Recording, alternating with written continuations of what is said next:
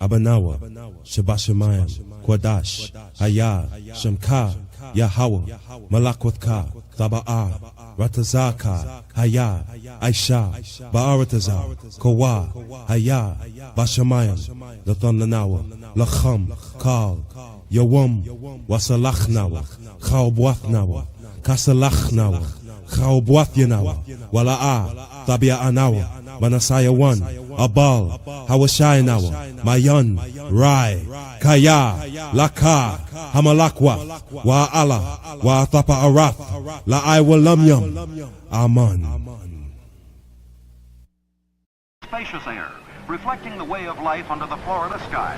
Even the lobbies funnel in the great outdoors.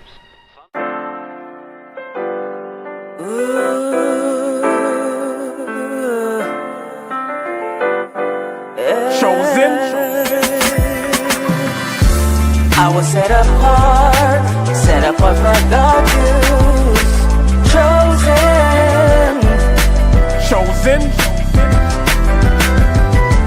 I was set apart for God's use. Formed in His image. Chosen. They say the chain of Shaitan is not that strong. They say his time is running out, he ain't got that long. They say murder, murder, kill, this is not that song. Said I won't amount to nothing, they got that wrong. Cause I was set apart and I was shown the light. And if I get the kingdom, I'll be clothed in white. 1/3 will be delivered and the rest were blinded. Their fate is set in stone, what you ain't read the fine print? Christ is gonna give a crown to us. In the end we'll have the nations bowing down to us, with their faces to the ground to us. It's the truth, as crazy as it sounds to us. Jacob forever rules, and we're his precious jewels. Showed us love and patience, put us above the nations. And that's the gospel, thank God for choosing me. Bad news for you, it's really good news for me. I was set apart for God's use. Chosen.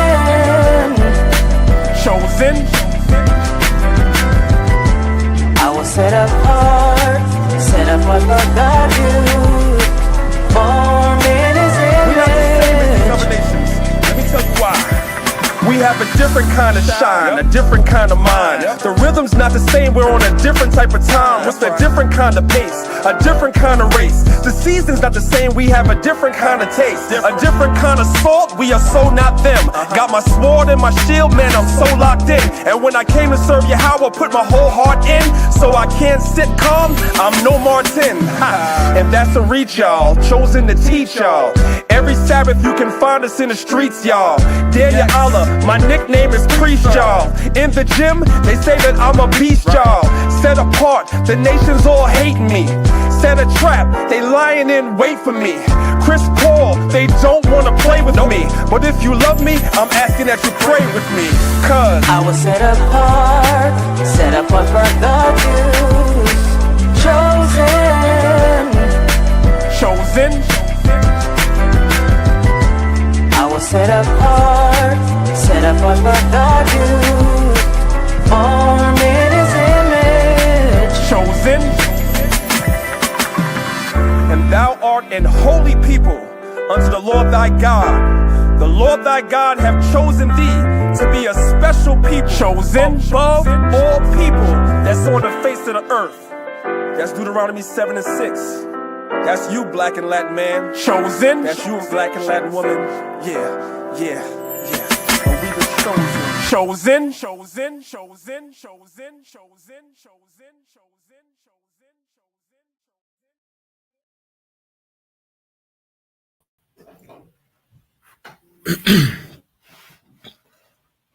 All right. Shalom.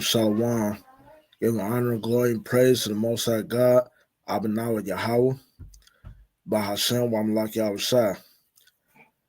And I want to give double honors unto the elect of the 144.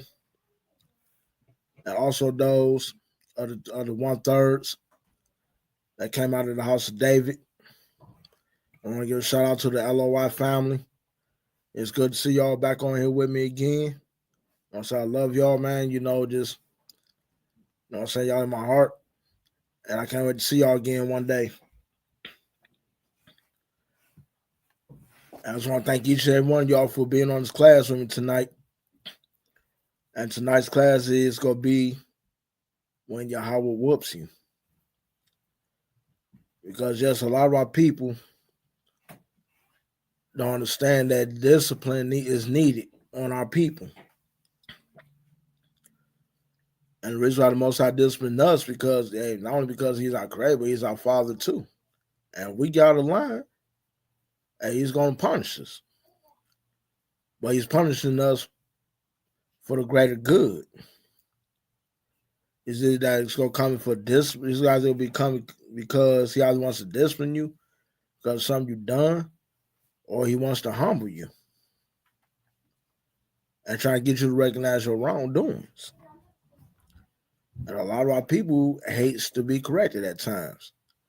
And some of our people get so puffed up with knowledge or gets prideful. So what he does is say, hey, you know what? Now, hey, man, you're doing too much. Man. I'm going to have to send you down. And they don't tell how that form of correction is going to come. But just know when it comes, take it cheerfully, man. Take it cheerfully. Because why? I mean, yeah, you're going to be upset at it. You're going to be upset for a little minute. But when you somewhere down the line, you're going to look at it later like, oh, now I see why he done it. Because he's doing it also to try to keep you away from those pigs with badges and guns as well. Trying to keep you out of that jailhouse. Or even worse, he's trying to keep you from the grave from your appointed time. Because some people do go before their appointed time.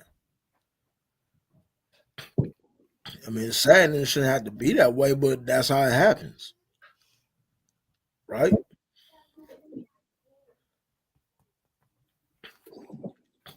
So to start off with, we're gonna go to go to Deuteronomy chapter 8, verse 1. Start at verse 1. All right.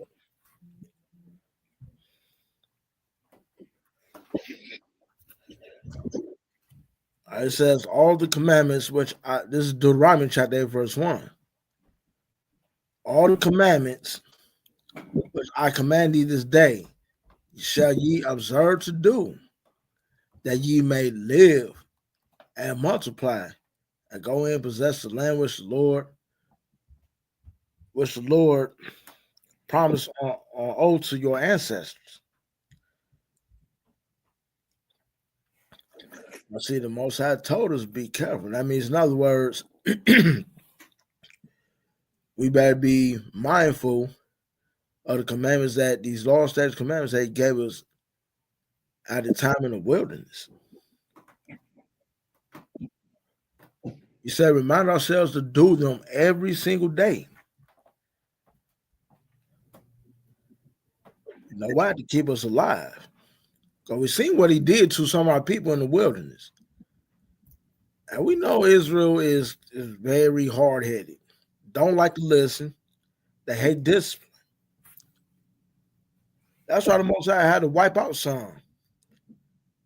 And then the Most High had to also get some out the way that was very disrespectful and very ungrateful.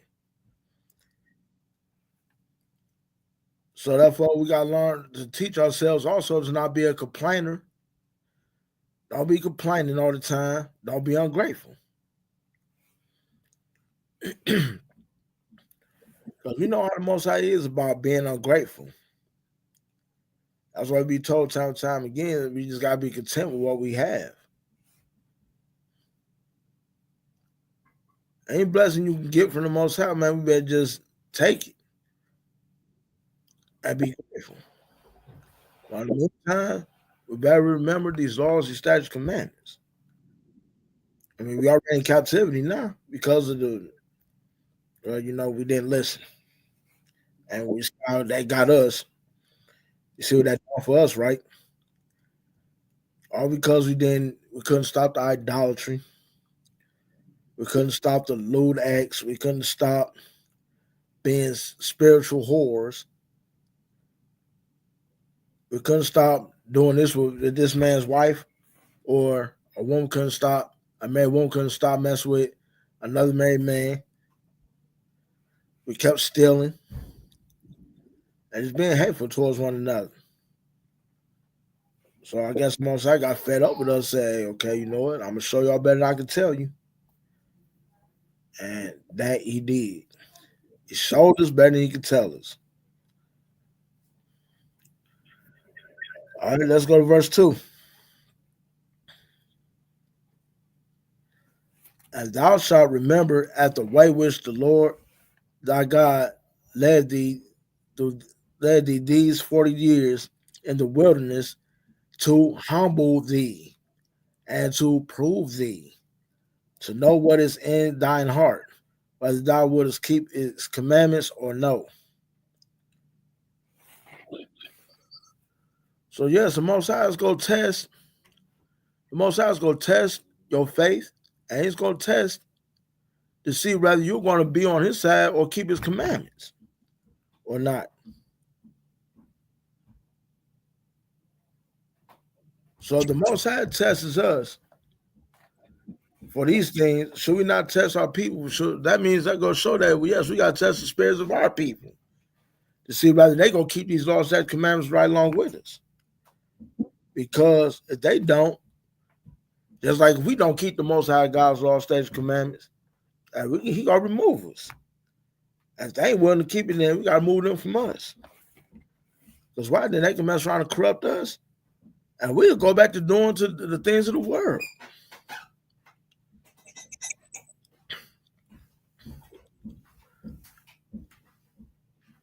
So basically, that's why the Most High, throughout the 40 years, had to test us, had to test many of our people at that time. Because we seen what the ones that did before, that was done, Joshua and Caleb's era. Joshua and Caleb was the only two left from that time. Because they trusted the Most High and obeyed him with all their hearts. But the rest of them was like, man, we should go back to Egypt. Man, they had all the good stuff. We had all the melons, the fish. Everything was just good there.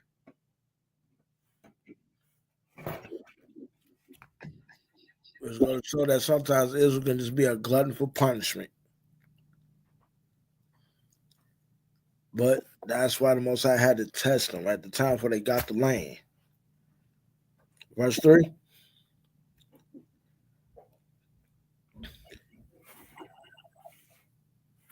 And he humbled thee and suffered thee to hunger and fed thee with manna, which thou knewest not. Neither did the fathers know, that he might make thee known that man doth not live by bread alone, but by every word that proceeded out of the mouth of the Lord doth man live. So that's going to show you that man just can't live off of just substance alone. I mean, just bread and food alone. For every word that proceeded out the mouth of the Most High God, everything back from Genesis up to Deuteronomy, we must live by. And not just only that, but just the wise sayings of Solomon and Sirach, Sirach, all of them. Those things that we must live by. That's how you keep the spirit fed up. That's how you keep the spirit fed every day. Keep them in your minds every day fresh. So that you don't go back to doing the old things you used to do or what our forefathers used to do. But it's kind of funny how it says, man should not live by bread alone, but by every word that proceeds out the Most High. Now you know what? That's funny because somebody said that. Somebody said the same thing.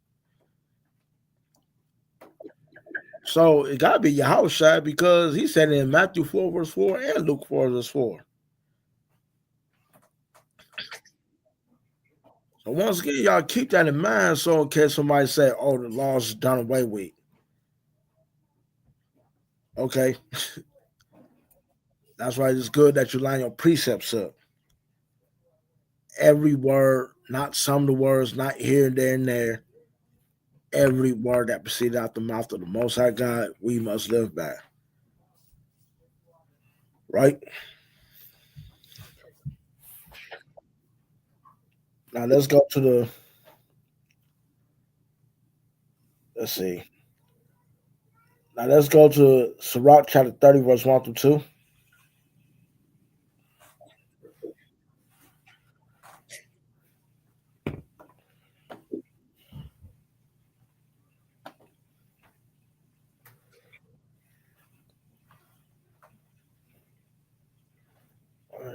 Let me see.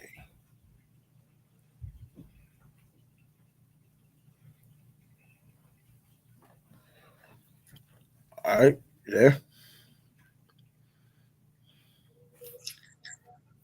All right, verse 1.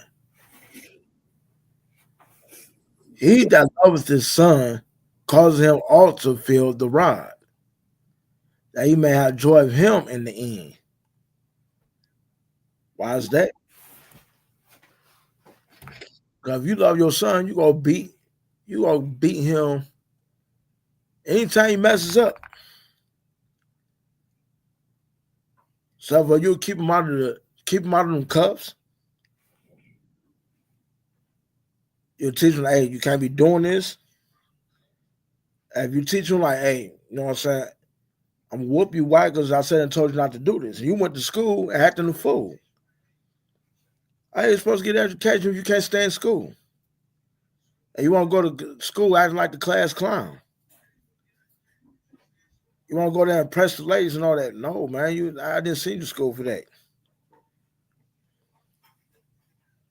So therefore, you gotta get this beaten because you disobeyed me.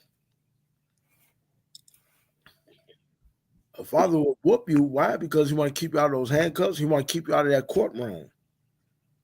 Or even worse, ended up in the streets or ended up in the grave with dirt and rocks on top of you and grass. That's why you got to get whooped. And that's why the Most High whoops us as well, to keep us from those same things.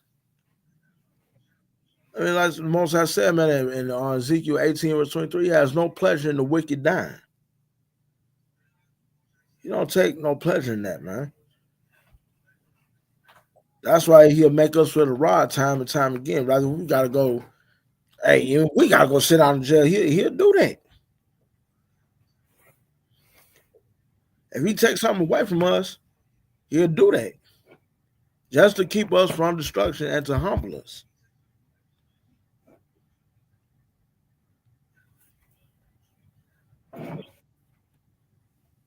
So I said, man, don't get mad at the Most High or despise him when he whoops you.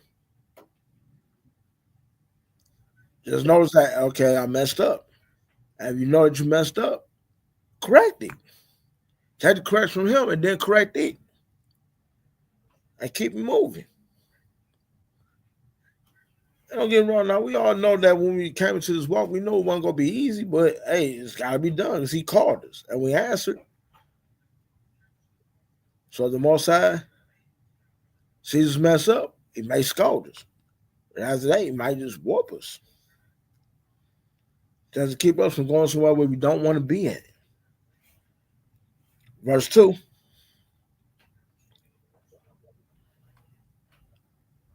Oh, Salakia. And when he said that he may have joy of him in the end, so therefore the father will have joy of not only seeing his son being successful, but he also get to see his grandkids, or maybe even his great grandkids, which would be his reward.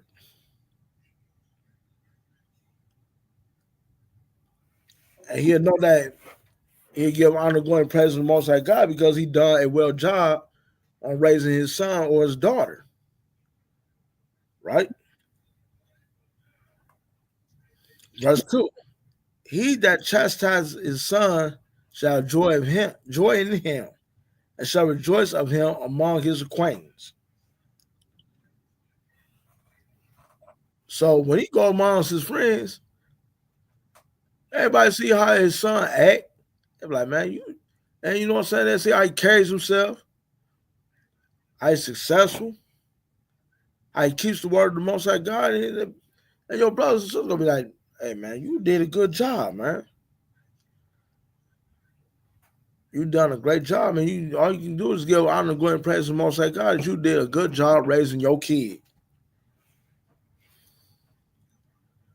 And you get to watch them grow from boys to men. You get to see your daughters get raised from little girls to women. I mean, I ain't never had a daughter, but I've been hearing some brothers, man, they hate to see their daughters grow up. You know, they say they don't like for them to grow up because they too. I know it's like they just want them to be daddy's girls. They want to be a daddy's girl forever. Hey, sorry, but life don't work that way. They gotta grow up and they gotta become somebody's husband. But just be proud that you raised them to be good women, right? Verse 3. He that teaches his son grieveth the enemy. And you know how Esau, you know how them devils is. They be itching to see our people get put in jail, kicked out of school, end up being homeless, or see them end up getting put in the grave.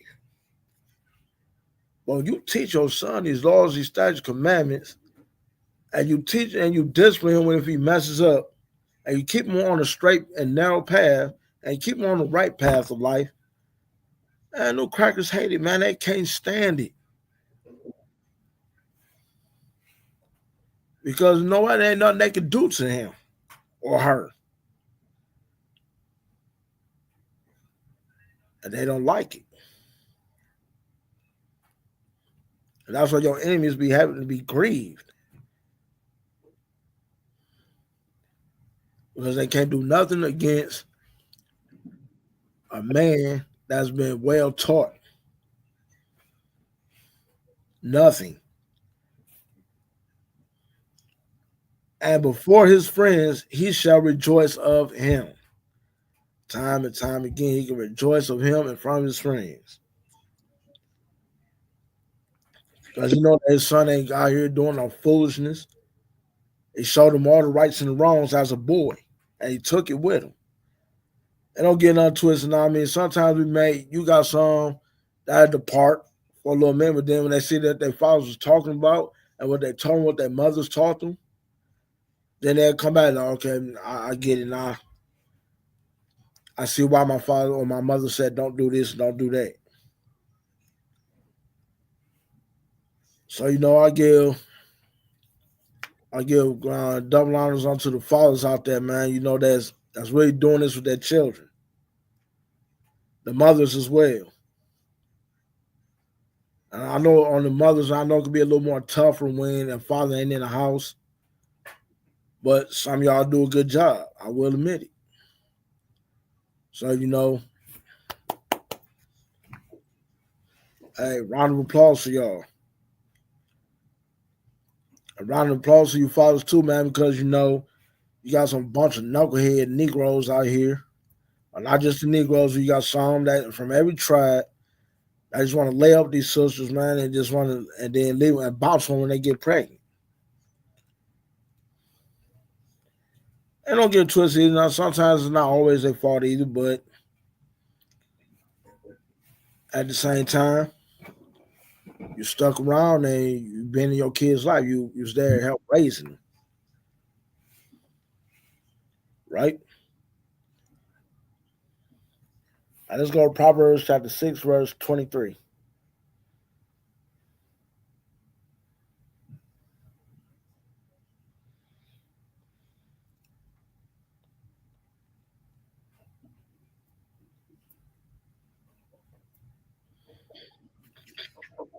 All right.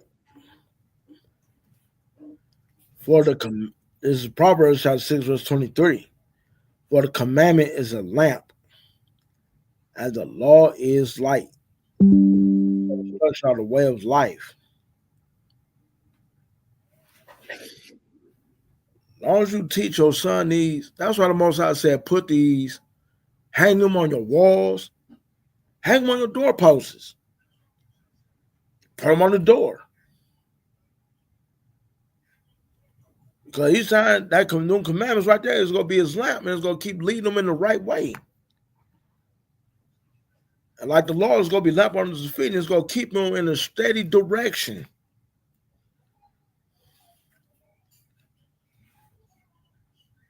And the reproofs is going to be his instruction and his way of life. You instill them in this while they're young, they're going to take it with them when they get old. And then he's going to pass these ways down to his children.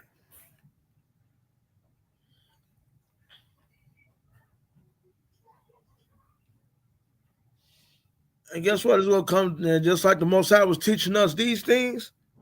Say, hey, teach them to your children and teach them on to your children and their children's children. This right here, these all set commandments supposed to be a generational thing. But because we became hard-headed and lost our way, many of us got beat by the Most High. We got disciplined by him, corrected.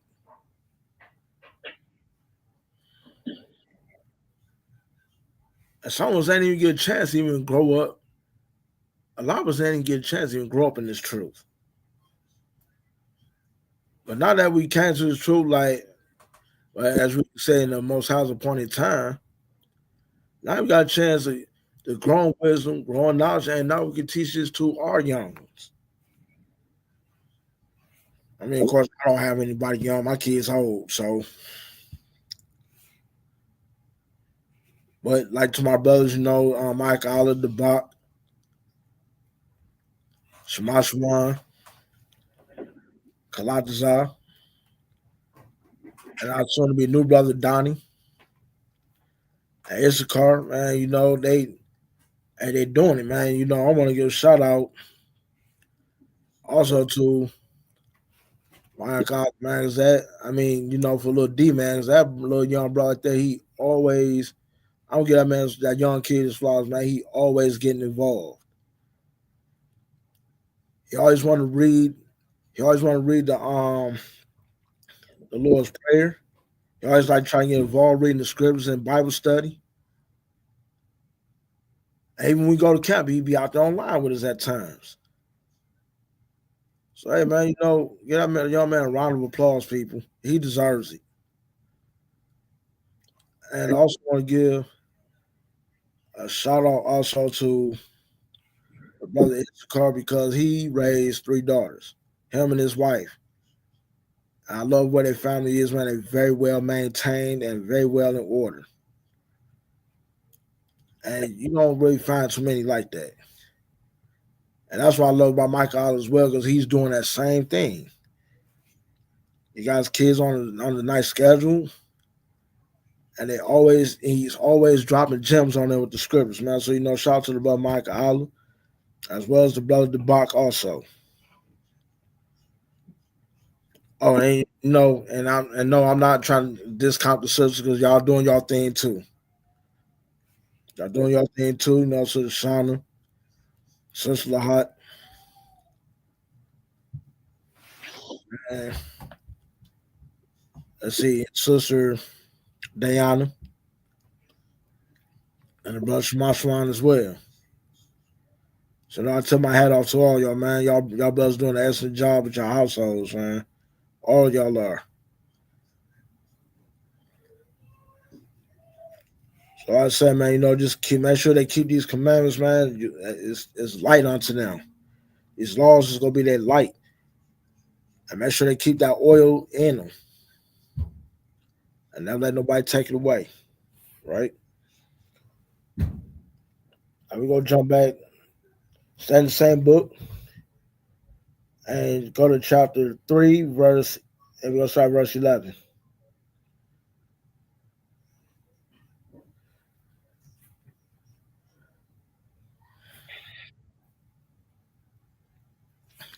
My son. This is Proverbs chapter 3, verse 11. My son, despise not the chastening of the Lord, neither be weary of his correction. You see that right there? The Most High said, I mean, this is Solomon talking right here, or this could be David telling him this. My son, despise not the chastening of the Lord.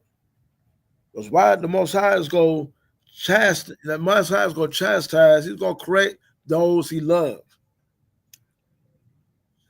So if the Most High loves you and you getting that correction from him, I mean, yeah, don't despise, man. Like, man, I mean, you know, this not no, man. Take that with children and take it with gladness, because that goes to show that he loves you. And he wants you to be with him.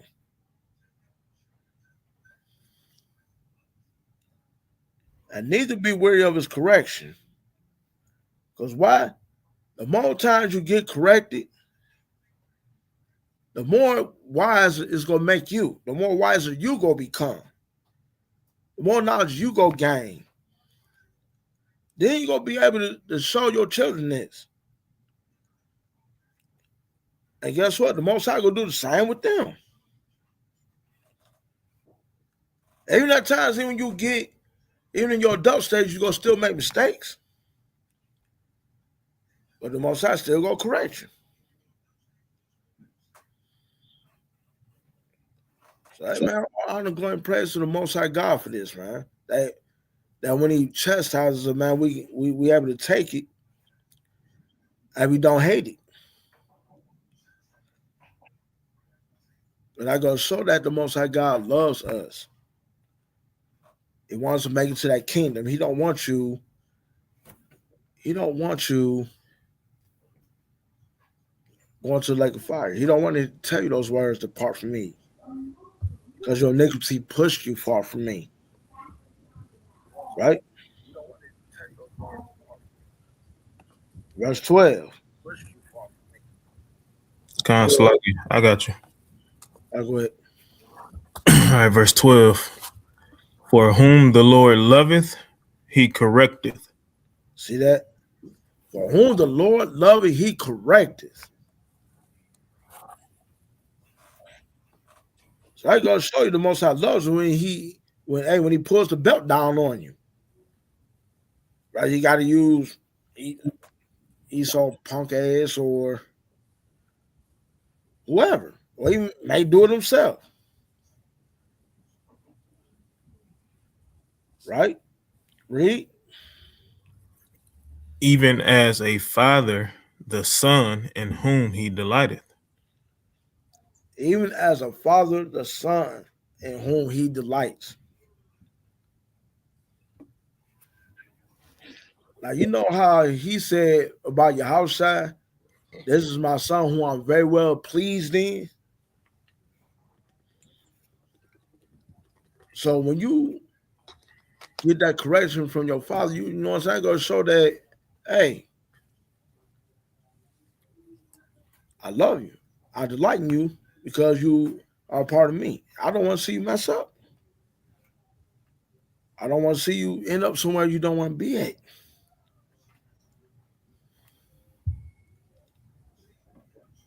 So basically, take correction with pride. And I know that's easier said than done, but hey, do it. Because it's going to make you better in the end. But someday you ain't going to, like I said, man, you know, we already here right now, and our children, man, we ain't going to be children no more. Our children ain't going to be children no more. They have to grow up, and they got to be in our spot. Because like now, we in the grown-up spot now. Because all the correction we had to get in life. And we may get some more coming. But hey, just know that when it comes, we know that it comes from the Father, and we know what it's about.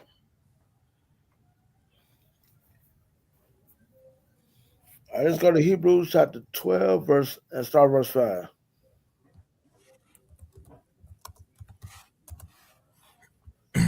Come. It's the book of Hebrews,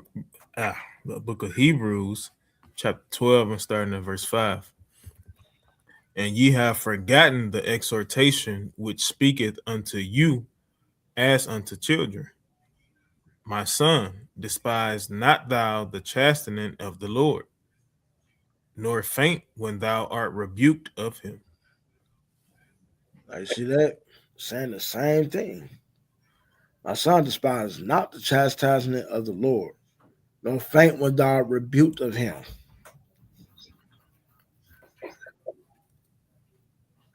I mean, fool, man, when you get rebuked by the Most High, you can feel like, man, like the Most High about to really do something seriously bad to you. You know, you mess up and your heart just drops out of the blue. Like, oh, I know I messed up. I can feel in the spirit. Your knees be trembling. It's like you be scared. You know something bad. You know the Most High about to get you. You don't know how it's gonna come. And you don't know when, but He's gonna do it.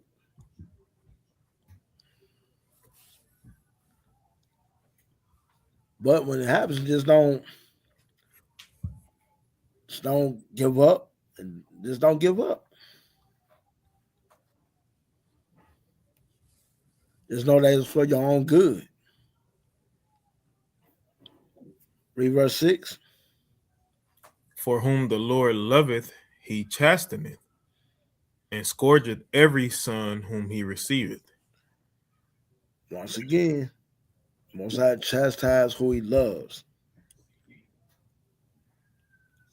and scourges every son who He receives.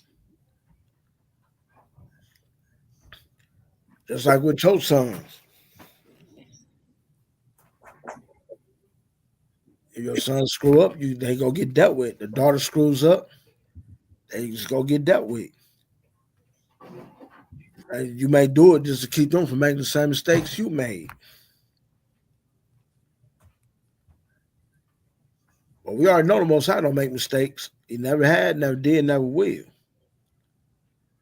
If He punishes you because He don't want you to do it again.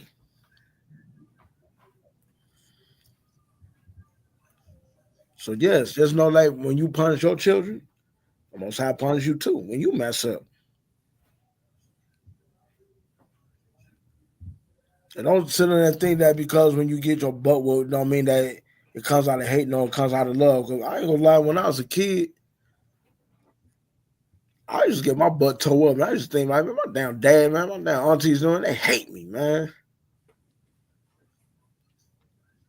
I used to really think that.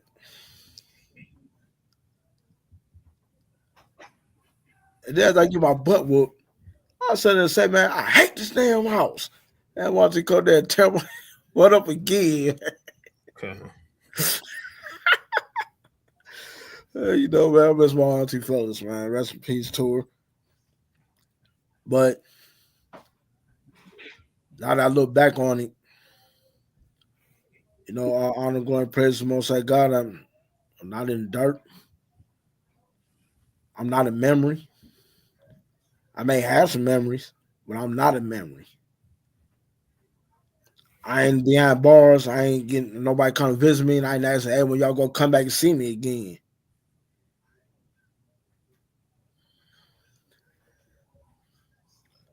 So now I'm thankful for all those whoopings I got.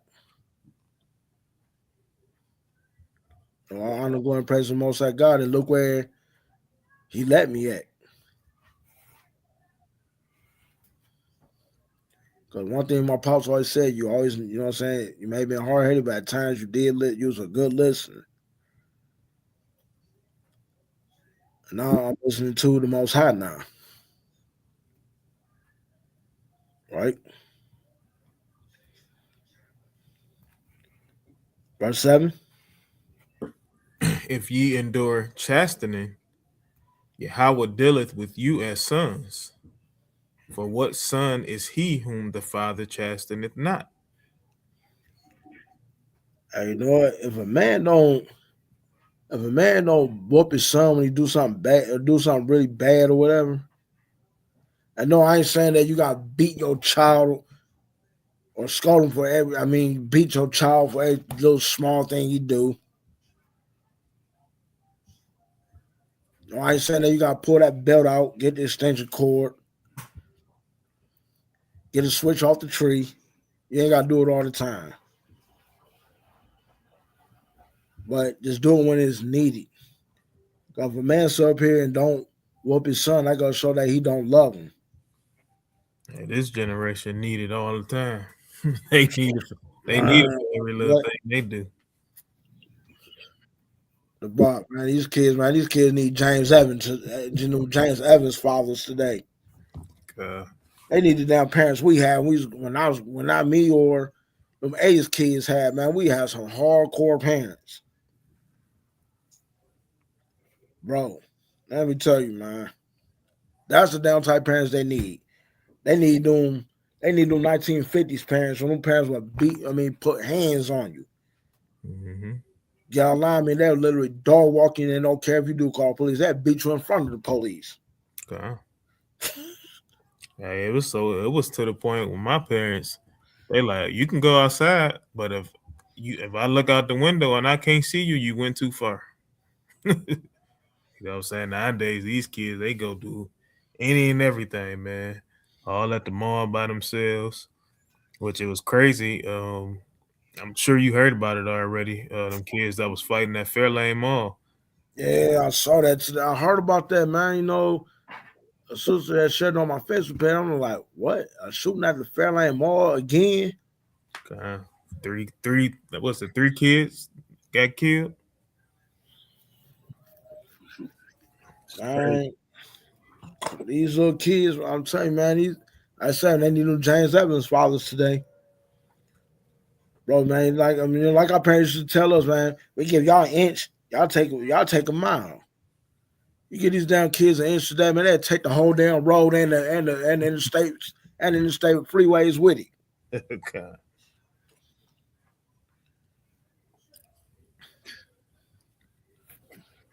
Because I don't know what it is, man. I guess some of their parents they hate it because when they got disciplined, they feel like, I guess it was too harsh for me to get my butt whooped. So now I ain't gonna be doing that to my kid. But now look what your kid doing.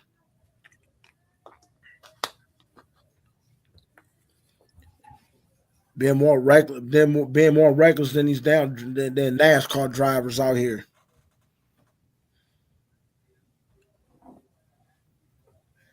And don't want to take discipline. Can't tell them nothing. Yeah, but that's YN mentality for you. Mm-hmm. Verse 8. But if ye be without chastisement, whereof all are partakers, then ye are bastards and not sons. And a bastard child gets no love from the Most High. That's why he allows some other nations to do what they want to do. Because they are not his children. He did not choose them. He did not make that covenant with them. He made it with us. Therefore, that's why we get out of pocket. And like a Dominican Sue, he come to get that quarterback. So if he tells you don't leave the pocket, you better stay back there. Not only is the Most High the Most High the father, but he's also the head coach of the team too. And you better play your position right. Unless you just go get handled. If you don't want to do what I say, ride the bench. But if he don't deal with you, that means that you're not part of this.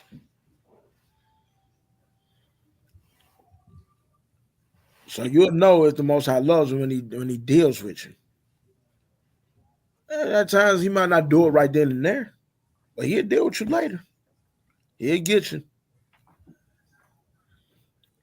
But if you don't, just know that you are not part of this and you are not part of the 12. You got anything you want to add, bro? Keep reading. All right, verse 9.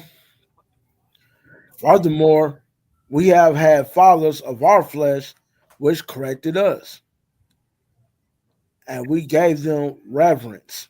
Just like how you did, before class even started. You know what I'm saying? Or that's how pretty much how you start any class that you do.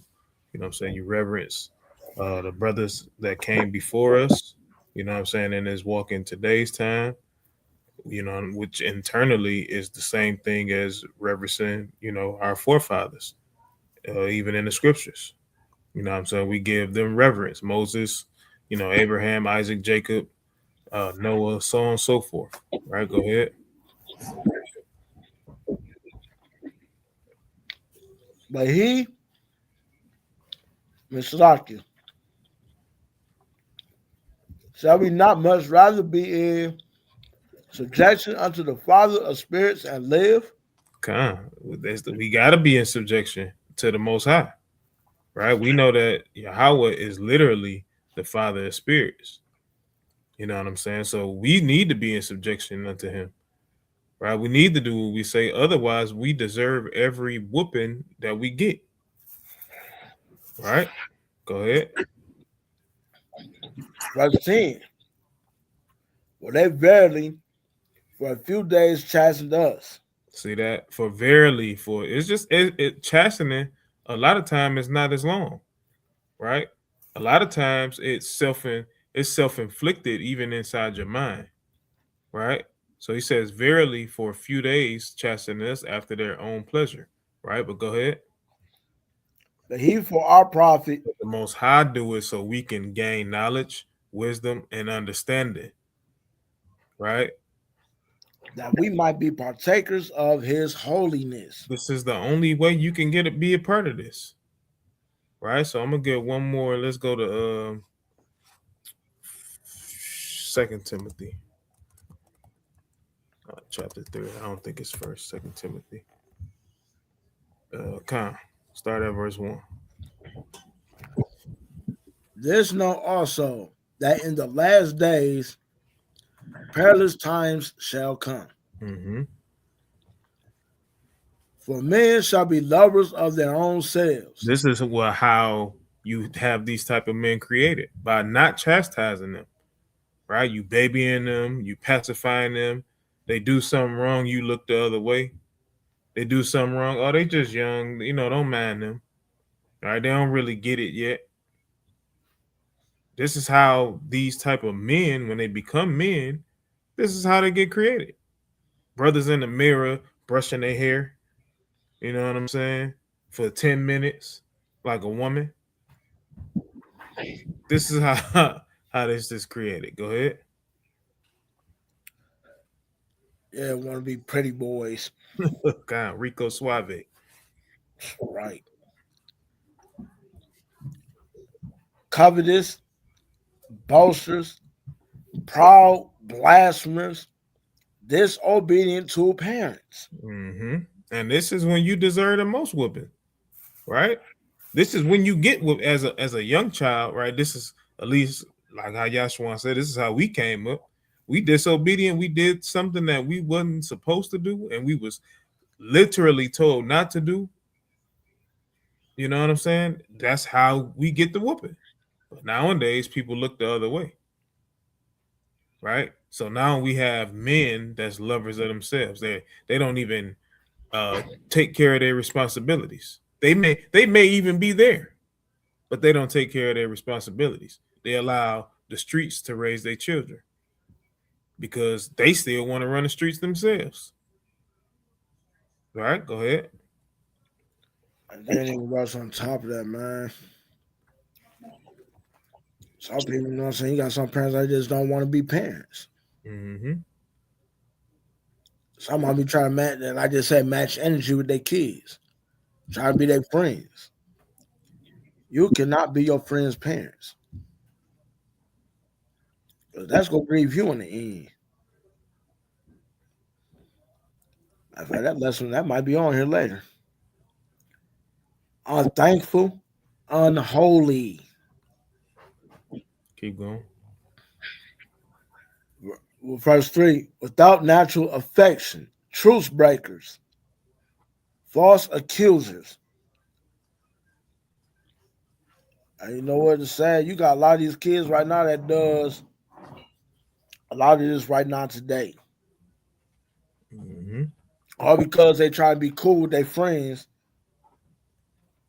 If their friend lie on somebody, they gonna lie on somebody. That's my dog, man. I'm rolling with him.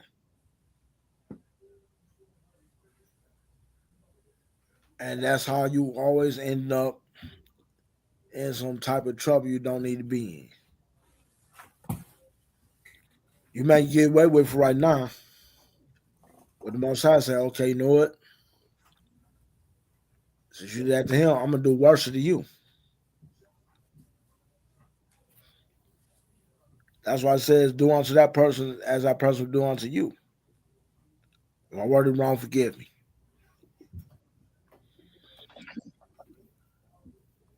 Then you got these kids out here always instigating fights. Some people call it truce, and then they be like, man, no, he did this, he did that. Those truce breakers are those people that sit up there and like for example, like two rival gangs, right? They call it truce and say not to bother each other, don't do any harm to each other. You might have somebody that might be in between that, and then get them to go back fighting each other again by spreading some type of rumor or doing something over there, make it look like they did something, make it look like they did it. They go back on again. All right, and let's see, you got incontented, fierce, despisers of those that are good, Come on, keep going. traitors, traitors, traitors. And you got people out here right now. Man, you got these kids out right now, man. That busted kids brain open for $20. Less. They'll do it just because they revere the person that's telling them to do it so much, or they want to fit in. Man, probably killed these kids probably killed each other for a bag of chips. In fact, I think I seen something like that on the news the other day. Somebody got shot over some chips or a drink or something like that. Right? I mean, like, damn, man. But like they said, only in Detroit. Am I right? Only in Detroit.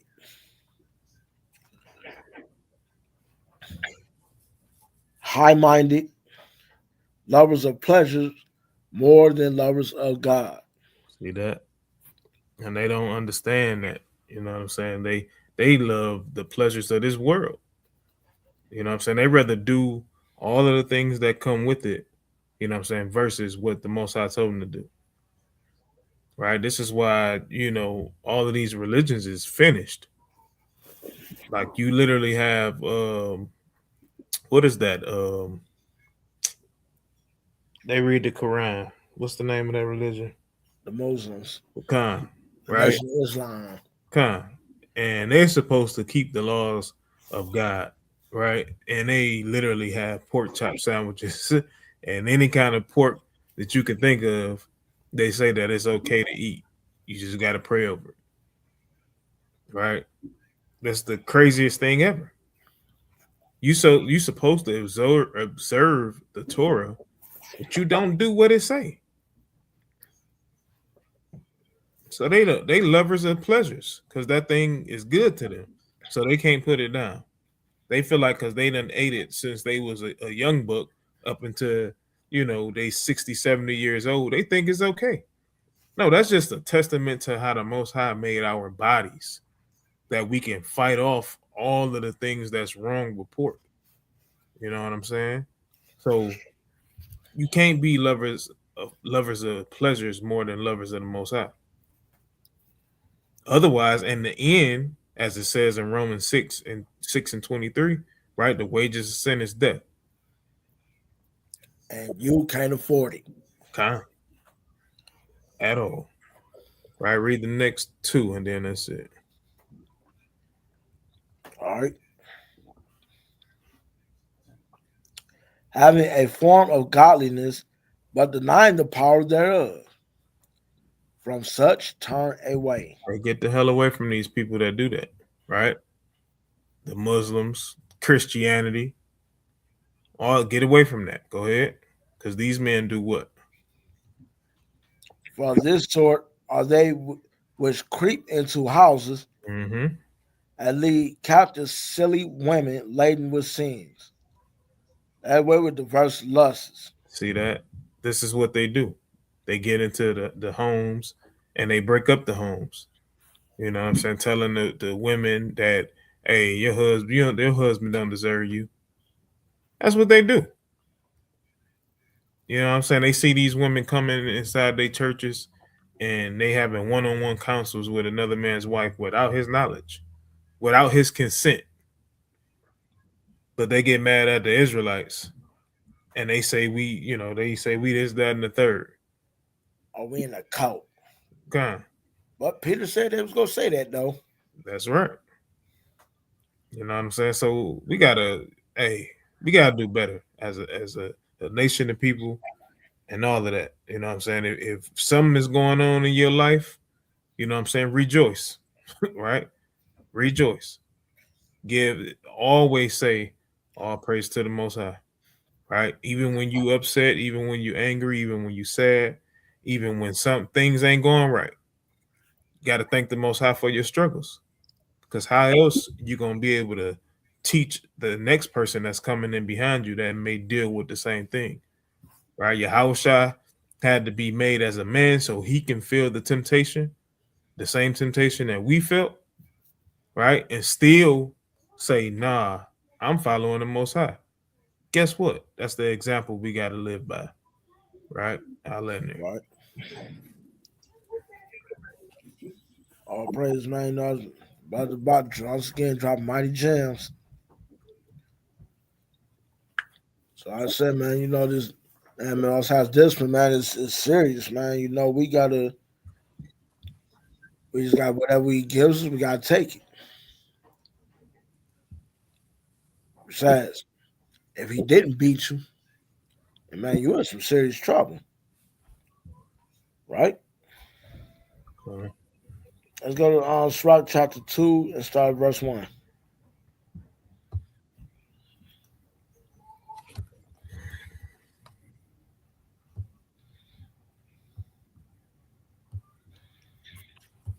All right, it's the book of Sirach, chapter 2, and verse number 1. My son, if thou come to serve the Lord, prepare thy soul for temptation. Prepare thy soul for temptation. Why? Because you, no matter what, when you come to serve the Most High, Satan gonna be trying to tempt you in every way that he can. Because why? He wants to get you down in the lake of fire with him. So guess what? Every day you know what I'm saying, when you know that you repented and say keep these all statutes and commandments, hey, it was war. Satan ain't gonna bother you when you're in the world. When you repent and say keep these all statutes and commandments, hey, you're gonna have to prepare for a fight every single day. Hey, and the other end of that, you know what I'm saying? Maybe it's not Satan, right? Because a It's lot of yourself. times when you pray for certain things, like you want to stop doing certain things, you want to stop behaving a certain way, the Most High is going to send people to literally build that up. Which means if let's say you praying for patience, hey, the Most High gonna send, whether it's your kids, whether it's your coworkers, you know what I'm saying, whether it's somebody in your congregation, you know what I'm saying, he's gonna send the Most High. I mean, the Most High is gonna send them to literally try your patience. Why? Because you prayed for it. He's gonna help build it up. So that temptation can be something good in the end. If you gotta know, because a lot of people don't even remember that they prayed for this, and then all of these things is coming at them, and they're like, "Why, is people testing me?" That's the question they ask themselves. Well, guess what? You prayed for something. You think the Most High just gonna snap his fingers and you gonna have it? Now he can if he choose to, right? But Hey, anything worth having, hey, you got to work for it. Con. And that, like brother said, man, it might be something you just prayed for, but you gotta go through it in order to get what you want. If you ask for the Most High, you know what I'm saying, like the hey, give me a spirit to be long suffering towards my people. Like the boss said, you gonna send some people right there that's gonna get on your nerves. You're gonna send people your way to keep testing you, and guess what? You just gonna have to deal with it. You might get them upset at a time. You're gonna be like, why the fuck is this? Why does people keep bothering me, man? Why they keep testing me for, man? My patience running thin. When you say that, you gotta catch yourself like, oh, hold on. I get it now. Okay, so I pray for this. Well, let me go show the Most High. I can handle what I prayed for. So not only it could be Satan, but also be you as well.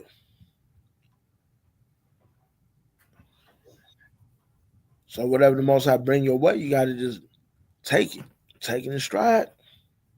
If you ask for him for it, be prepared for what comes with it.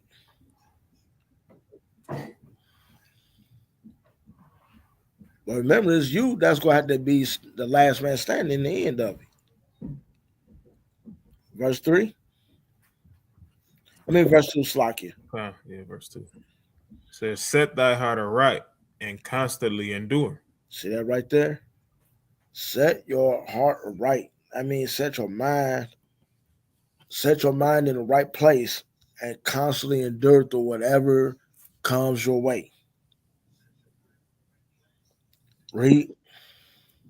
And make not haste in the time of trouble. Now, if some adversity comes your way, don't be too quick to make a bad decision. If you make that bad decision, you messed up. And you're going to pay for it.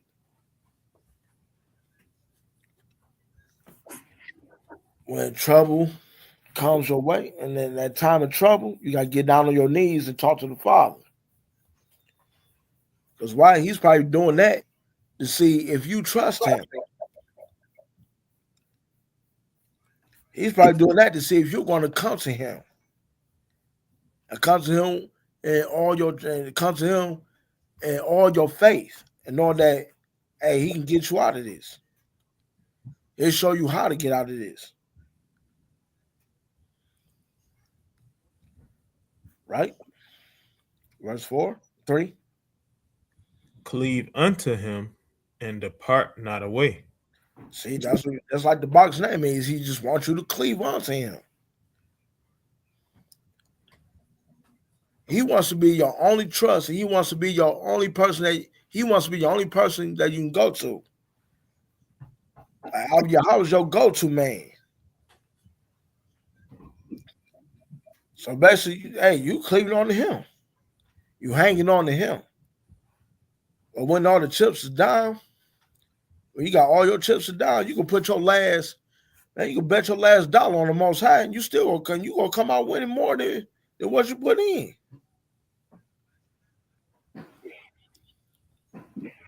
Tell me I'm lying.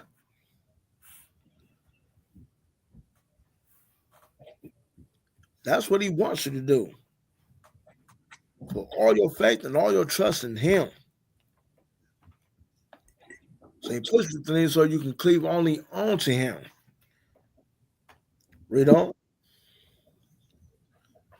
Cleave unto him and depart not away, that thou mayest be increased at thy last end.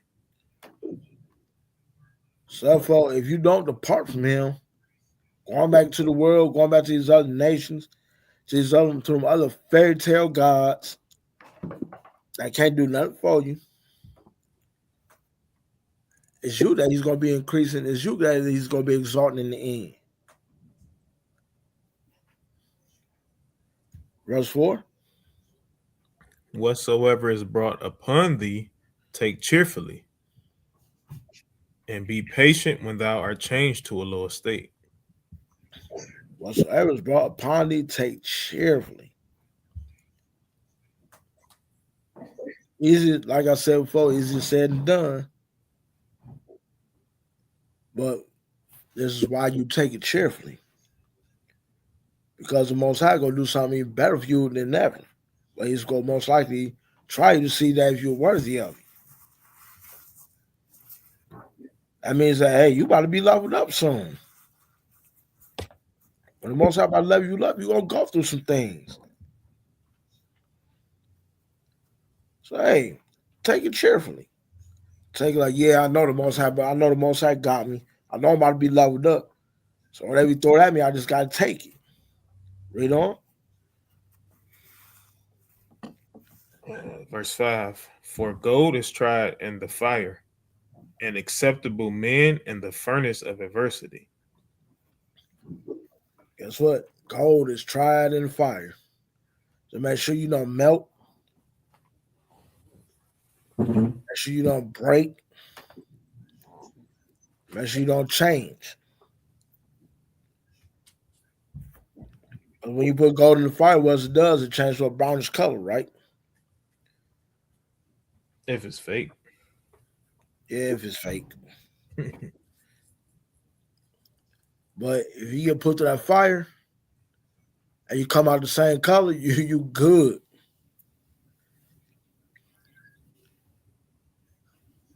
That means you're going to the bank.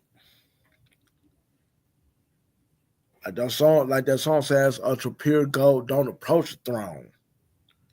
Coming out ultra pure gold. That gold that don't melt and that gold that don't change. So yeah, you're gonna go through some trials. You're gonna go through the trials of life. You're gonna go through it. But guess what? You're gonna come out brighter than ever. And you're gonna come out stronger than ever.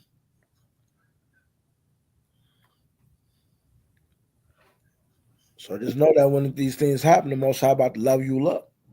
Just be ready. Just be ready. All right. Verse 6. All right, verse 6. Believe in him, and he will help thee.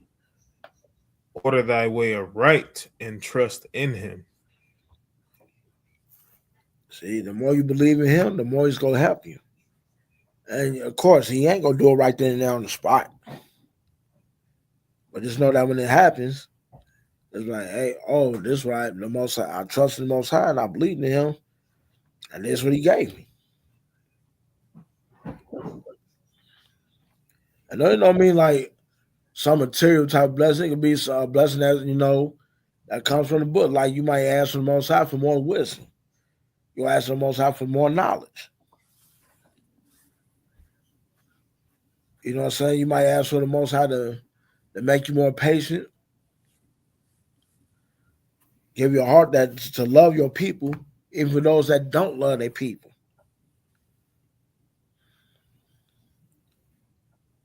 To enjoy fellowshipping more, to enjoy the brotherhood more or the sisterhood. Or he might be asking you, or you might be asking, hey, I want another son or I want another daughter.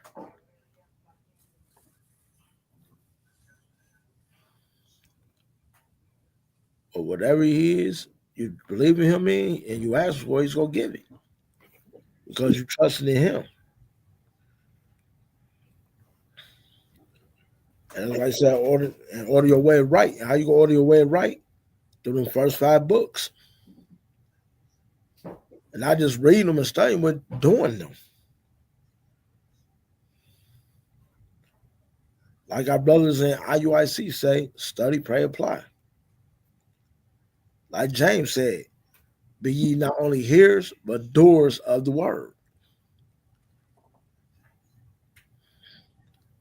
Just do it. As Nike say, just do it. All right, now let's go to Lamentations chapter 3. Say that again. Lamentations chapter 3. Okay. Starting at verse 24.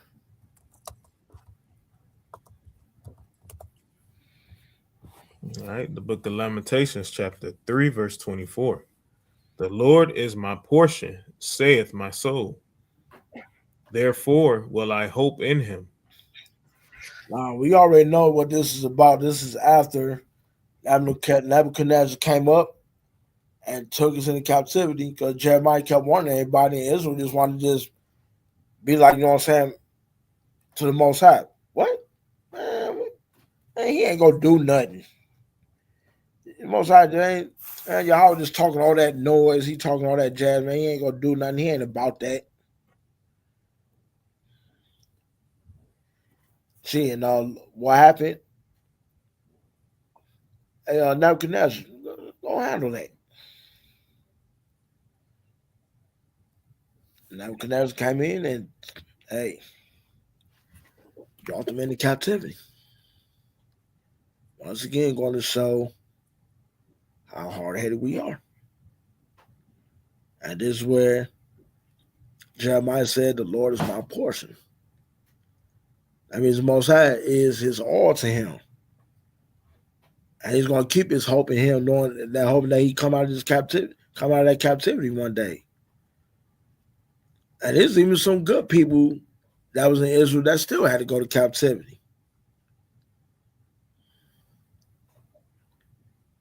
Matter of fact, if I'm thinking right, Baruch was one of them. The scribe, what was that? Was it Ezra scribe, or was he Nehemiah scribe? Jeremiah. I mean, yeah, he was Jeremiah scribe. He ain't did nothing wrong, but he still had to go to captivity. But the reason why a lot of the other Israelites had to go to captivity that probably didn't sin, but they did sin, is because they turned a blind eye when they seen their brothers or their sisters going off. It ain't none of my business. But anyway, that's on a whole nother thing.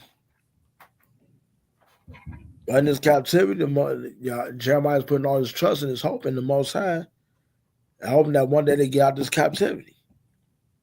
But read on. The Lord is good unto them that wait for him, to the soul that seeketh him. But that saying is that, you know what I'm saying, you be patient and you wait on the Most High. And they even go for even here in this captivity.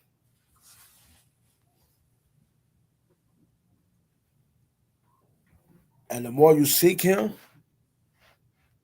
the more closer you're going to get to him. And the only way you're going to do that is by doing what he says do. Now look to your enemies for help.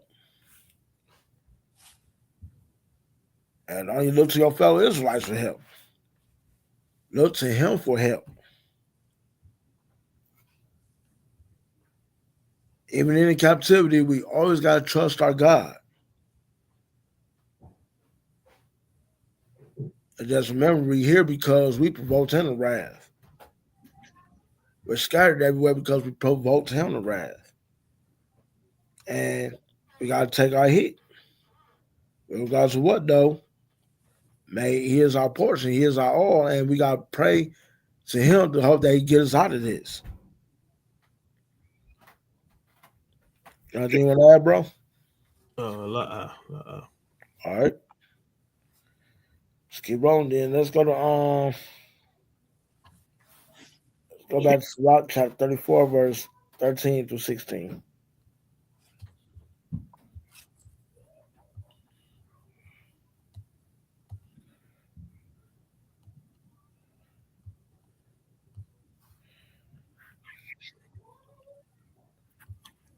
Okay. It's the book of Sirach, chapter 34, starting at verse 13. The spirit of those that fear the Lord shall live, for their hope is in him that saveth them.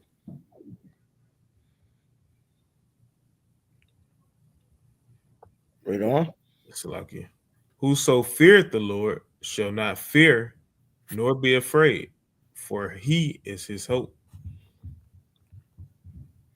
Whoso fears the Lord shall not fear nor be afraid. That means, in other words, you may fear him, but you're not going to fear them. You don't fear nobody in this world, or you're not gonna fear anything out here.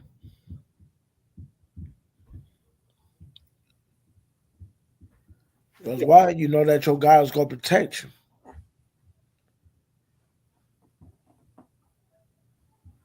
right? Read on. Blessed is the soul of him that feareth the Lord. To whom doth he look, and who is his strength? For the eyes of the Lord are upon them that love him. He is their mighty protection and strong stay, a defense from heat and a cover from the sun at noon, a preservation from stumbling and a help from falling. That's it right there. Why is that? When you fear the Most High God, you fear that means you're gaining wisdom, you gain knowledge. And the more you gain, the more you do, the more He's gonna protect you. I mean, He's gonna protect you from whatever.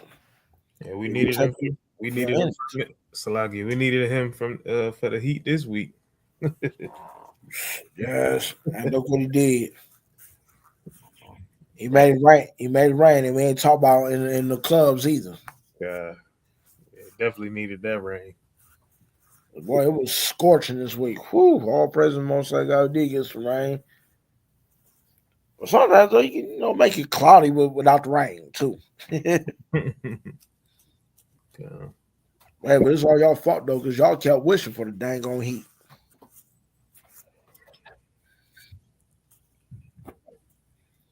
Anyway, the Most High he's a protector of those that love him and that does his word. Those that he's able to chastise and correct when they going off.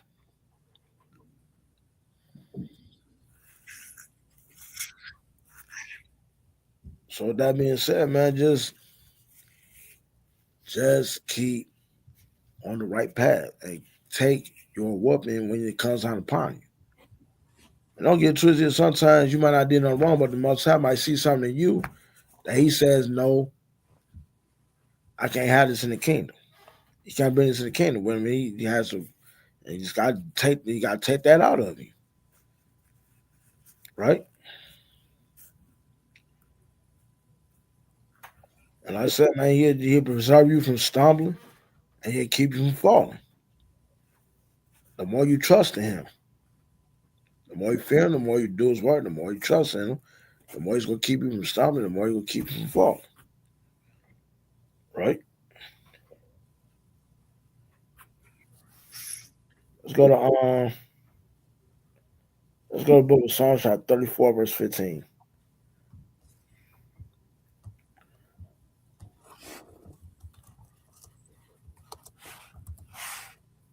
Book of Psalms, chapter 34, verse number 15. The eyes of the Lord are upon the righteous, and his ears are open unto their cry. So the Most High keeps his eyes on his children that does right. And somebody does something wrong to us, he's going to hear us. But to that person that done the wrong to us, that'd be one of our own or somebody outside of our nation, and there ain't no discipline coming. There ain't no discipline for them. It's straight punishment. I mean, it's gonna be discipline for one nation, but it's gonna be punishment for the other. There ain't gonna be no remorseful type punishment either. When the Most High said, "Don't touch his anointing," that's what he means. Do not touch his anointing. You touch my anointing, you will die. It's going to show that the Most High do not play about his children. And these devils going to find out soon enough. And they'll be like, damn, man, I should have just left his children alone. Because we know where the Most High eyes are at, on the evil and the good. But his eyes are also on those righteous people. Right? Jump down to verse Jump down to verse 17. All right, verse 17. The righteous cry, and the Lord heareth. He delivereth them out of all their troubles. See that right there? When the righteous cry, when the righteous like knows that something bad about to happen to them, and they know they haven't done nothing wrong, hey, get on your knees and pray. And we already know what to pray to. Pray towards the east. And the Most High is going to get you out of that.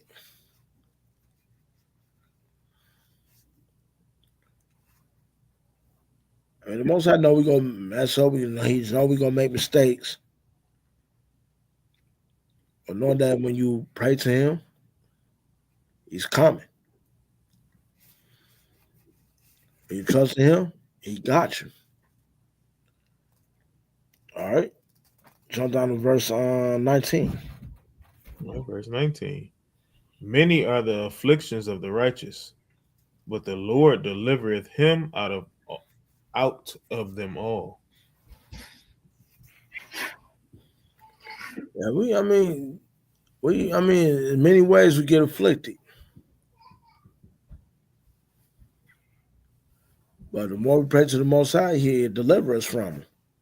He'll get us out of that. So we trusted in him. Right? Let's go to Proverbs chapter 12, verse 13.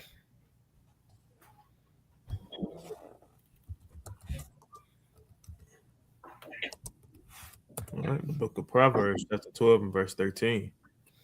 The wicked is snared by the transgression of his lips, but the just shall come out of trouble.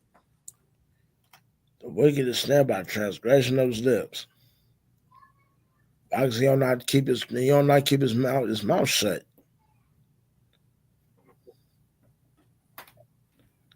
He does not know how to keep his mouth shut. He always rambling on what he go. Let me do all that tripping, that rah-rah. Like he gonna land do all that barking and yapping like he gonna do something to somebody. And they end up in something he ain't getting out of.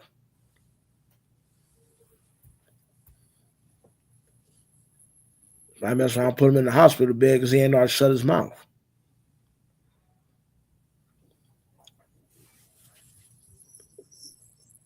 But a just person, though, you know what I'm saying? I say in his head, he'll know how to pray to the Most High God. He'll know what to think. You know what I'm saying? Be like, hey, my bad, man. I'm sorry, brother. I ain't mean to do it.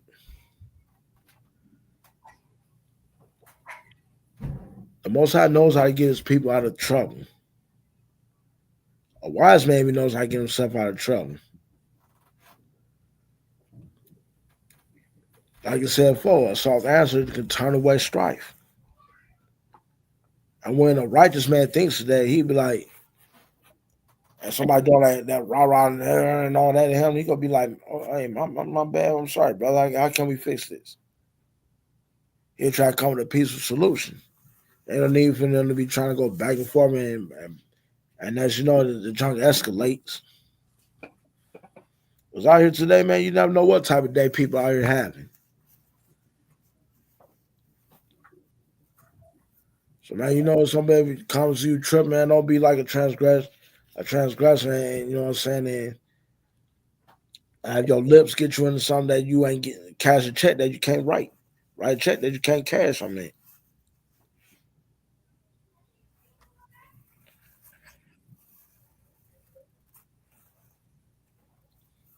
All right, let's go to jump back on one chapter, go to 11 verse 8. Slock, yeah, let me get some real quick. All right, go ahead. Let me get Romans 2. This goes into that, right? Because that last one says that the wicked is snared by the transgression of their lips, right? So read that, verse 1. Therefore, this is Romans chapter 2, verse 1. Therefore, thou art inexcusable, or man whosoever thou art that judges. Mm-hmm. For when thou judges another, thou condemnest thyself. See that? They condemn themselves. right? They snared by the things that come out of their own lips.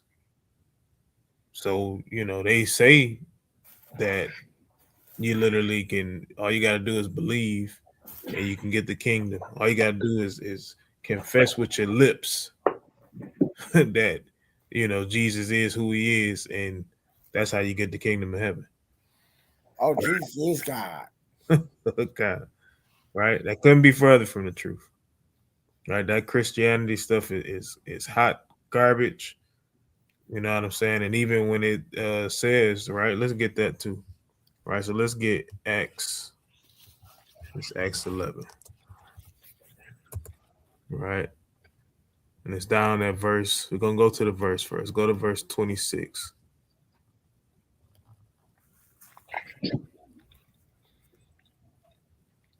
It's the book of Acts, chapter 11, verse 26.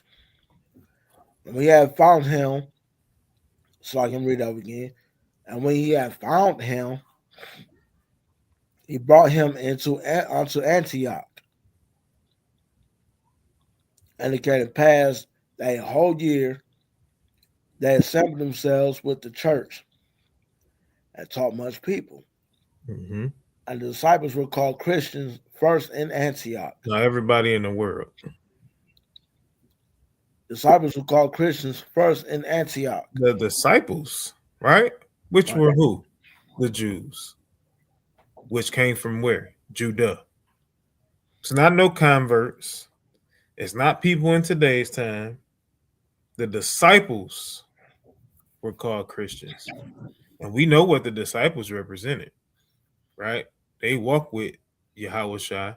So Yahawah taught the laws, disciples taught the laws. The people that teach laws are called Christians. This Christianity that our people is in, right? It's hot garbage. And you know what? I bet you not only know blockheads don't even know where the hell Antioch even that. Even worse, don't even know who it was named after. Right. You go to a Christian right now and talk about, you point out, see, Christian, this is 7 Christian. No, it does not. Look what it said. The disciples were called Christians. And first of all, I'll be like, first of all, who is Antioch named after? How did Antioch even get his name? And I bet they sit there and look crazy at you like, man, what the hell is he talking about? Hey, I just thought about this. Right. And I sent it to my email just in case I was going to play it. Right. So let me go here. Right. Just a small little video. Pretty sure you done seen it scrolling Facebook. All right. Yep, it's it right there. Just a little small snippet, right?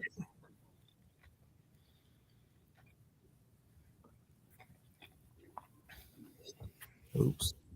Do you ever get tired of being a fake ass Christian? You don't keep no laws, but you keep sinning. The pastor teaching straight lies, but you keep on listening. Got everything from the devil, but yelling, God did it. Do you ever get tired of being a fake? We gotta let it play one more time. So tell me, do you ever get tired of being a fake ass Christian? You don't keep no laws, but you keep sinning. The pastor teaching straight lies, but you keep on listening. Got everything from the devil, but yelling, God did it. Do you ever get tired of being? Right. That's what you gotta sing to them. They should be tired. Because as we seen right here, that the disciples were the ones that was called Christians. So if they not doing what the disciples was doing, then how they gonna call themselves Christians? Exactly. Right? That's how you know that they not of the Most High. That the Most High didn't, as it said in Hebrews, how you read earlier, the Most High didn't chastise them. He didn't chastise them. And we talking about even some of our own people. Right. Even though that we know that the Most High done whooped them too, they so delusional. They, you know what I'm saying, they probably took a Xanax or a Percocet or something. They don't feel the pain. So they not cursing no more. Let them tell it. Look, Oh, but the curse done got nailed to the curse done got nailed to the cross. yeah, all right. I can just I mean, I keep on sinning here, just forgive me. God knows my heart. Mm-hmm. That's why I'm about to throw your ass in the fire because you knew your heart wasn't upright before him. God, they heart it ain't nothing but some flammable fluids. Yep. Run and go to like a fire with some gasoline drawers on. Anyway. You going to Proverbs 11, right? No, we're gonna change that. Okay. Go to First Peter chapter 1, verse 6. Okay. All right. First Peter chapter 1 and verse 6. So I gotta go down to it. Verse 6. Wherein ye greatly rejoice, though now for a season, if need be, ye are in heaviness through manifold temptations. When you are greatly rejoice. Though now for a season, that means only just for a moment. Because you're going through you're going through things right now. You're being tempted and you're going through things.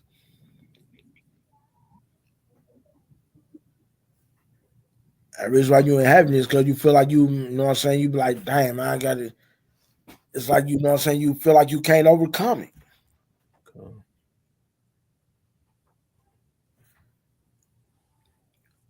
But you just gotta understand, you know, the Most High is basically preparing you for something.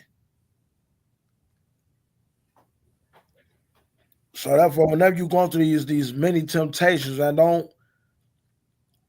let your heart be heavy. Don't feel like you ready to give up. Don't be weary for nothing.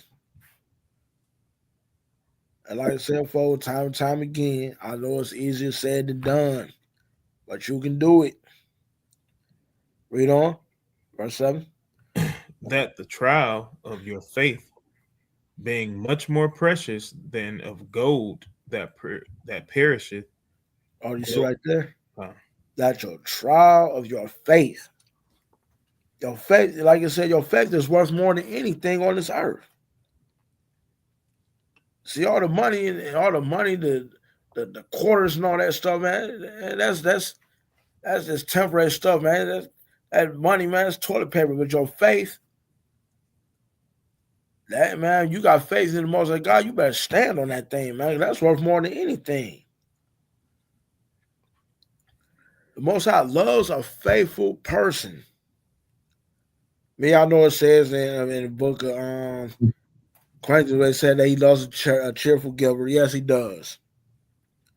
But he also loves a faithful person. He loves a faithful person and willing to give you anything of your desires if you remain faithful unto him. Read on. It says, though it be tried with fire, might be found unto praise and honor and glory at the appearing of Yahawah. At the appearing of Yahawah. Yahawah gonna come down here. We already know what he's coming for. When Yahawah come down here, he coming to first. He coming to do his clean house. And if he knows that your faith has stood tall through it all, I was gonna be like, hey, you know what? You good. Your faith made you whole. Like he told the old girl. Daughter, thy faith made you whole. Go in peace. You're gonna be like, son, your faith made you whole. Now go to the chariot. Daughter, that faith made you whole. Now go to the chariot. That's why we stood through it all, man. We trusted in our God. And we had faith, that He was going to bring us through this turmoil and all these things that's about to come on this earth soon.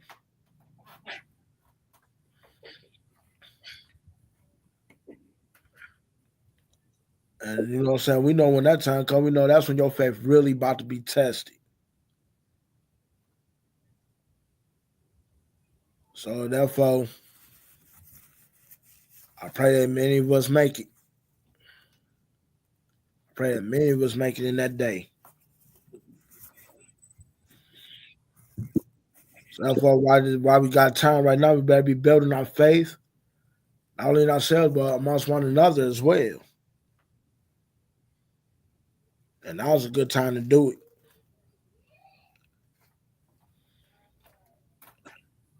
If you ain't got no faith, you ain't getting no kingdom. Okay.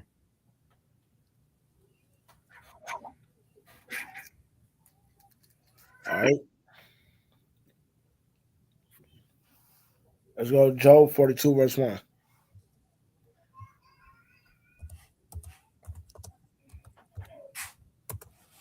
All right, the book of Job, chapter 42 and verse 1. Then Job answered the Lord and said, I know that thou canst do everything, and that no thought can be withholden from thee. Now, this is when the Most High told Job to stand up like a man, stand like the man, gird up your loins and stand up before me like a man. Hey, I said before and I say it again. I don't care how much faith I got in the Most High God, but if He told me to do that, I know He was angry with me. I know my damn legs and let me get up. You're going to be up faster than you think. I'll try. Don't feel like you're in the army again. And I'll be so terrified, man. I think my heart be down in my knees. I want to know how to stand up. I'm like, I forgot how.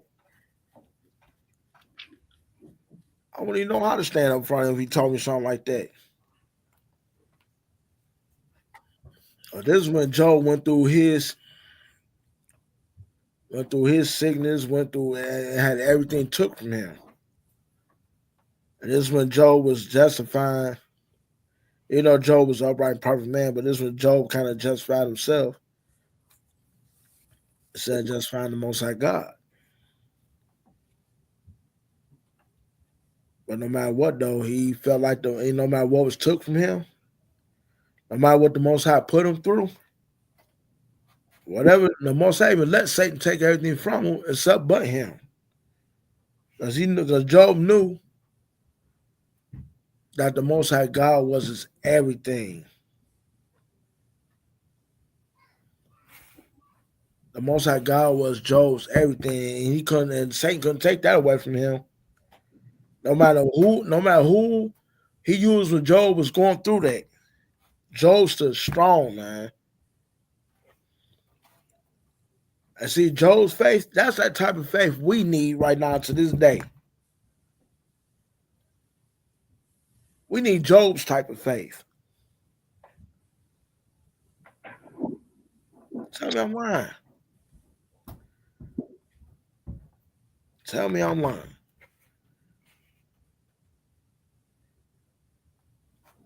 Job done went through it, man. He really went through the fire. And came out better than ever. Because he stood on one thing. That's that Satan and nobody can ever take away from him, and that's his faith in the Most High God.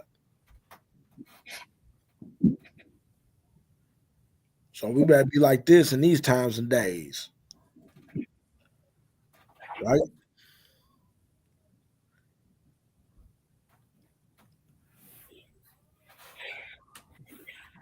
I just go to Jeremiah chapter 32, verse 17.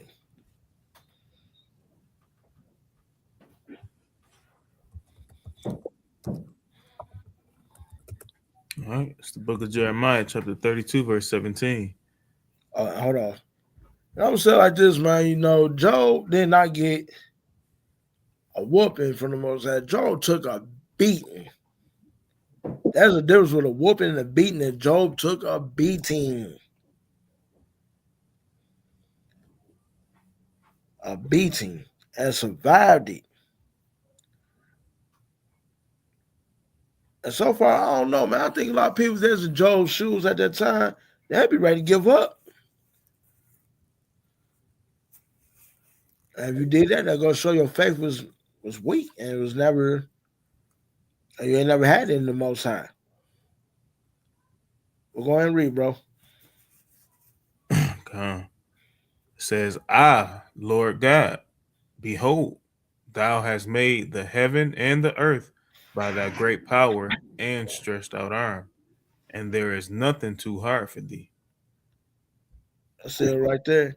The Most High can make can make heaven and earth, and then protected us from Egypt. What makes y'all think anything's too hard for him? Ain't nothing too hard for the Most High, man. There's nothing too hard for the Most High. So when you ask to be a certain type of way in this walk, then just be ready to go through it.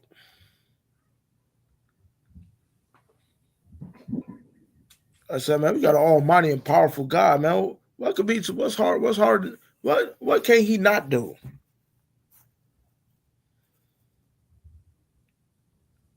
What can he not do?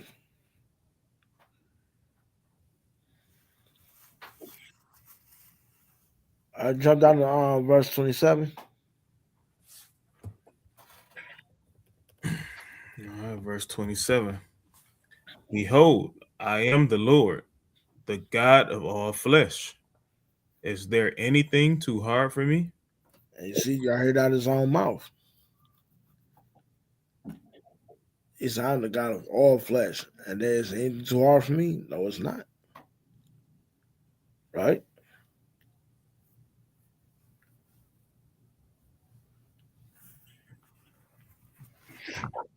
And this was talking about also when he was saying he was going to give this city to Nebuchadnezzar.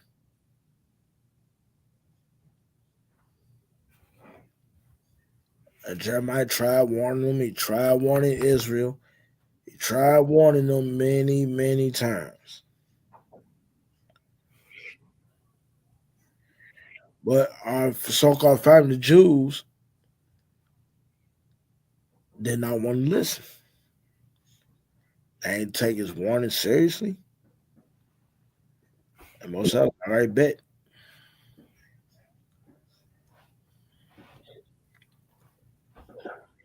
And that's what the Most High had to once again discipline us. He had to discipline us because why we hard-headed, man. I wish everybody think that was going to be too hard for the Most High to punish us. No, it's not. Hell, this is the longest captivity we've ever been in, 400 years. 400 plus. Well, yeah, you're right, 400 plus. Some people would say 500. Well, you include the Northern Kingdom, most definitely. Right. You think it was just hard for them to do that? No.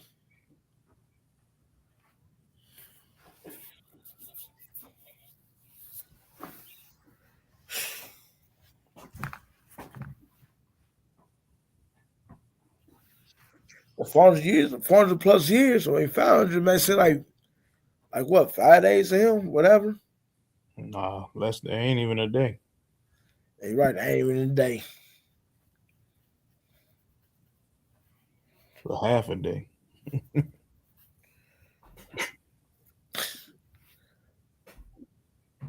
All because we was just being hard-headed and didn't want to listen.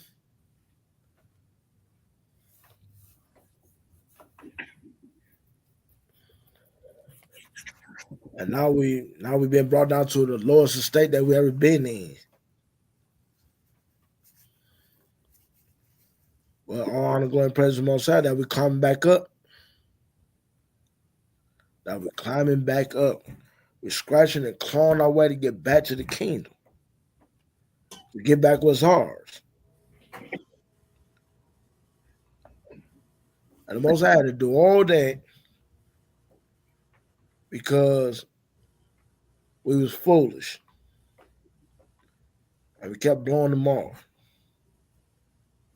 And you know, I'm gonna say this, man, and like you said, Jeremiah 4 verse 22, I have sottish children. Most I said we was stupid, and he's right. Man, we the only one in this world that had the cheat code. We was placed above all nations.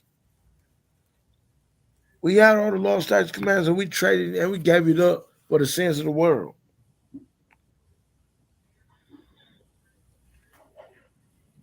And most I kept disciplining us, he kept punishing us, he kept bringing us down low. But this time, man, this time right now, unless the most I got fed up and said enough is enough. So now it's about to be like this time I ain't about to even keep whooping these badass kids. I'm gonna just keep 1/3 of them that wants to keep my law, statutes, commandments. And I put all their faith and their trust in me. Anybody that's 2/3, hey, I'm done with you. I don't have nothing else to do with you. So I pray and hope that there don't be nobody in L.O.I that ends up like that. Or hell, even my brothers in HOI, JLT, the ones in IUIC, man, all of us, man. You know, I pray that we all get that together. The next discipline is the lake of fire. And there's no way, and you ain't getting out of that one. That is a forever punishment. All right, I'm gonna bring out two more. And then we're gonna be done.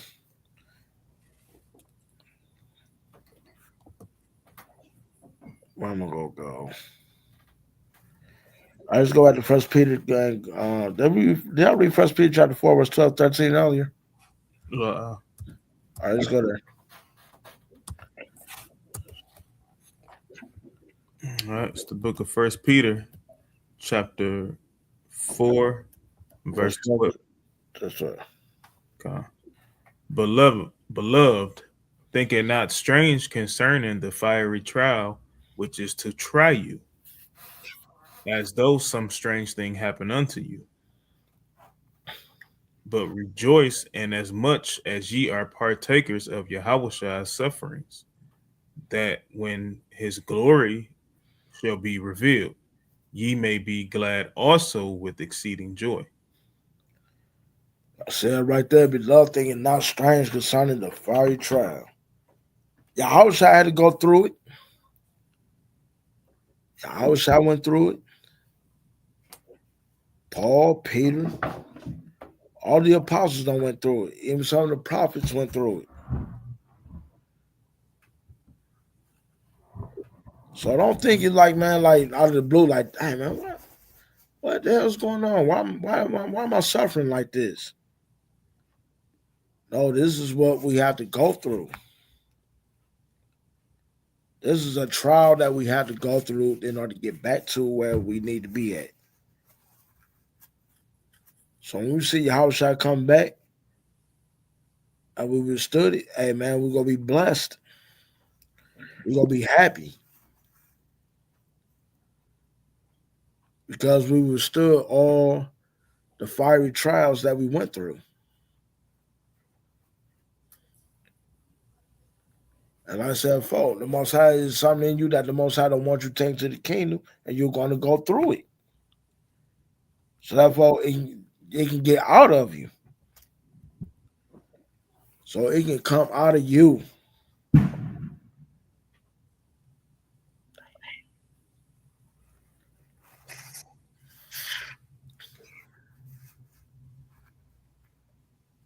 So like I said, man, you know, there's just something to be happy about right there. You got anything you want to add, bro? All right.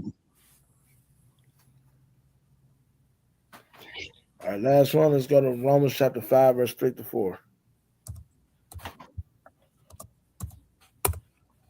All right, it's the book of Romans, chapter 5, starting at verse 3. You want to start at verse 1? Yeah, you can do that. Verse 1. Therefore, being justified by faith, we have peace with God through our Lord Yahawah, by whom also we have access by faith into this grace wherein we stand and rejoice in hope of the glory of Yahawah. And not only so, but we glory in tribulations also, knowing that tribulation worketh patience. Say it right there. The more tribulation you go through, the more patient you become. Because the Most High, he'll do that to you because he'll be like, no, you ain't ready for it yet. And the Most High probably could have brought us back home a long time ago, but he's seen that a lot of us weren't ready yet. Okay. He's seen that our people was not ready for the kingdom yet. So therefore, right now, we got to still go through even certain our own personal tribulations with our people. We got to go through it. Mm-hmm. The more we go through it, the more patient we become. Read on. And patience, experience. And experience, hope. And And you hope. see that? Okay, go ahead. Patience versus to experience. And the more experienced we become, the more wisdom that builds up with it. Experience and wisdom goes hand in hand because you done been through it already. And when you've been through it and you endured it, then you can help the next person go through it. And they gonna be like, "Damn, how do you know how to do this?" Because I done been there. And that's what tribulations do. Tribulations goes into patience. Patience goes into experience. And your experience goes into hope because you kept your hope and knowing that the Most High will bring you through it.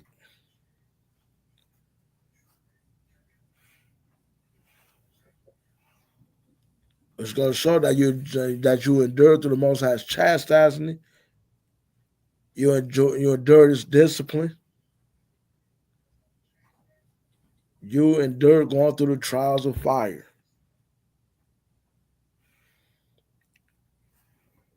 And then you could probably be hope. Then the next person will be like, "Dang, man, if he went through it, then I know I can go through it." Or the next sister will be like to another sister, "Hey, if she went through it, then I can do it."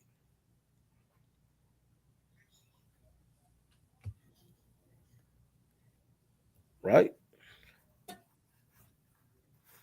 Where we at? Verse 5. Verse 5, right? Go ahead. And hope maketh not ashamed, because the love of God is shed abroad in our hearts by the Holy Ghost, which is given unto us. I see that because we hoping our God will never make us ashamed of nothing.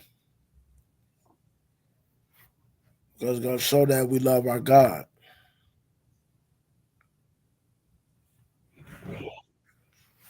So as I said, when the Most High gives us a whooping, like I said before, it's because you want to get something up out of you. It's like because he's trying to discipline you, or he's going to try your faith to bring you to that trial of fire. But whatever you get that whooping, like I said before, man, just take it. Don't give up. Don't be like, man, the hell with this. The Most High called you for a reason because He wants you. Not saying that He needs you, but He wants you. And He's trying to keep you from going places that you don't want to go, where He don't want you at. Same thing you do with your children. You do things to them to keep them from going, or you don't want them to go.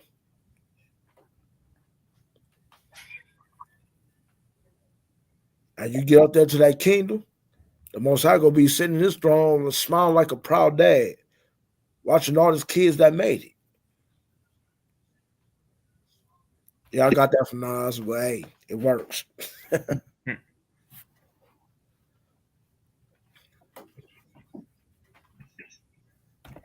Like I said, man, all honor, glory, and praise to the Most High God for for disciplining many of us. For disciplining many of us. Because he could have just let us went on ahead and been out there in the world, we could have been destroyed. And I want to give him also a shout out to all the elders he brought in our life, man. Those who went out there in the 70s, like from the 70s, the 80s, and the 90s, man, went out there preaching the truth. And they could have lost their life for it, but they didn't. Well, except for one, which was Elder Bivens, Abba Bivens. Because he was destroying the doctrine of those damn Muslims and they couldn't handle it.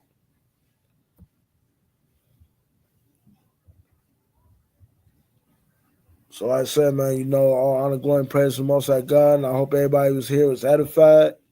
I thank all y'all for tuning in. Kwam Yasharala. Kwame Yasharala. Of course, most definitely a couple things. First, just bringing, continuing awareness to the second annual Detroit Fun Day, right, for friends and family, mainly, for the children. Of course, it's 15 per household, 10 for a single adult that want to bring their kids or whatever the case may be, or you just want to bring yourself. We're doing a 50-50 raffle, which is, $5 a ticket. I'm not sure of the breakdown. I think last year we did like a first, second, and third prize. But I know the sisters can give more detail on that. But you can get that detail, if you RSVP, which, we want everyone to RSVP by the 19th, at minimum. You can cash app that, or if you RSVP, just let us know that you're going to pay in cash. But so that way we still have a proper head count, of, how much food that we need to get. Of course, it's, Bible trivia, talent show, fun and games. Yeah, musical chairs. It's going to be a good time, y'all. It's going to be a great time. Oh, and add on to that, yes, the talent show. There will be a talent show for the kids. For anybody that's, let's see, well, at least for the young ones, I say for up to 5 years old to 9 years old. And yes, the brother Yashwan is giving out a cash prize. And I love the kids, and I want to see how talented they are. And we also going to do one for the Bible trivia as well. So it'll probably be for a little bit for the older kids. So for all you kids out there, you youngins out there, I better brush up on y'all studying. And y'all better know this, and that. Place, genealogy, geography. Study. Study. Because this is going to be a nice little cash prize for y'all. So the study, and for all you young kids out there that got talent, hey, get to practicing. I look forward to seeing all the grown-ups there, and everybody and all the kids coming out having a great time. Oh, and also we don't forget about the Lighted Up Living Noise Unity Camp, which is next week from 1 p.m. to 9 p.m. on the 11th of July. The camps involved is Lions of Israel, Yahawah's law keepers, vanguards of Israel, Jacob's lost tribes, Army of Yahawah, and the house of Israel. So man, we're going to be out there getting our rebuke on, our edification and correction. So come out and support the brothers. And yes, the sisters will have drinks out there for us. Come out there and meet, and if you're a sister out there, you sing, come out there and meet the sisters. And if you're a single brother, come out there and support the brothers and meet them as well. That's all I got. Hey, all praises, man. Definitely some, good things coming, for us. Most High putting us in position to do certain things. So got to give him all the praise, honor, and glory. To Wild Blessing, you know what I'm saying, as usual. You know what I'm saying, you bringing it out straight from your spirit. And anytime that happens, we know that it's of the Most High. You know what I'm saying? So all praise to the Most High, y'all. Y'all enjoy y'all Sabbath day, because I know I am. All right, it's been a long week, we know, because of the heat. Me personally, I seen Sis Rose say early she loved the 90 degrees. I hate it. I can't stand it. You know what I'm saying? But every day above ground is a blessing from the Most High. So, Sis Rose love the heat, man. You can take my portion too. Okay. Right, but it's all good, y'all. So, hey, Shalom, enjoy y'all Sabbath. Hey, and don't be out there drinking and driving. If you're a drink and drive faster to maximize exposed limit. God. Right, and don't forget to tune in, tomorrow 10 a.m. Priest class. If you don't know any history on the wicked 4th of July, y'all definitely tune in. Whether you can check it out in the morning or catch the replay, later in the day, so just be on the lookout for that. And don't be going to your people's house trying to get a plate either. God. All right, y'all. Shalom. Shalom.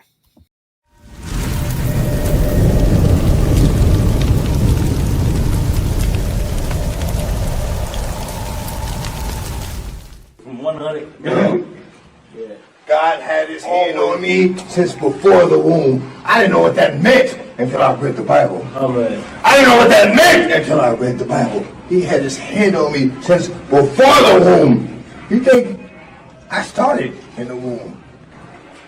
He had his hand on me since before the womb. Like, oh, this is going to do this. He's going to make this happen. You're going to touch this person. You're going to touch these people. You're going to... Yo, I am God's child. I am God's child. I am God's child. Yeah. The gyms are closed. I gotta get this aggression out. Let's go. I describe myself as cold with a conscience. Can't roll with the nonsense. Don't mistake the cover of a book for its contents. I might show you kindness, swim with the piranhas. Things that we forget tend to come back and remind us. Like we all have a past we wanna put behind us. Designed to be good, but evil always seems to find us. A man can only change the things he acknowledges. Plus this beat is flame, but skills over politics won't be the same. What really has me stressing out, the gyms are closed, so I can't get this aggression out. Before we get the promises, there must be a fence. The Bill Gates of hell won't prevail against us. They don't really want, but we speak it to them. They don't really want, but we teach it to them. They don't really want, but we give it to them. We got the whole package, baby. They don't really want, but we speak it to them. They don't really want, but we teach it to them. They don't really want, but we give it to them. We got the whole package, baby. Say my prayers. Thank God for blessing me. My life's an open book. Could that be why they're testing me? Maybe everything I do is done out of necessity. Stock is on the rise. I think you should invest in me. It's not strange. I'm money like blockchains. Except the things in life that I cannot change. Chant down Babylon. Payback is coming. I ain't LeBron James. You thought I came back for nothing? The game is canceled in the blink of an eyelash. Flow is sick. Grab your N95 mask. The new normal, it gets even scarier. All black and white, there is no gray area. Plain as day, we got the whole package, baby. Competition competition, their rhymes are all average. And that's my 16, nothing else to say, y'all. 5G raps, find me under the radar. They don't really want, but we speak it to them. They don't really want, but we teach it to them. They don't really want, but we give it to them. We got the whole package, baby. They don't really want, but we speak it to them. They don't really want, but we teach it to them. They don't really want, but we give it to them. We got the whole package, baby. Bounce. The gyms are closed.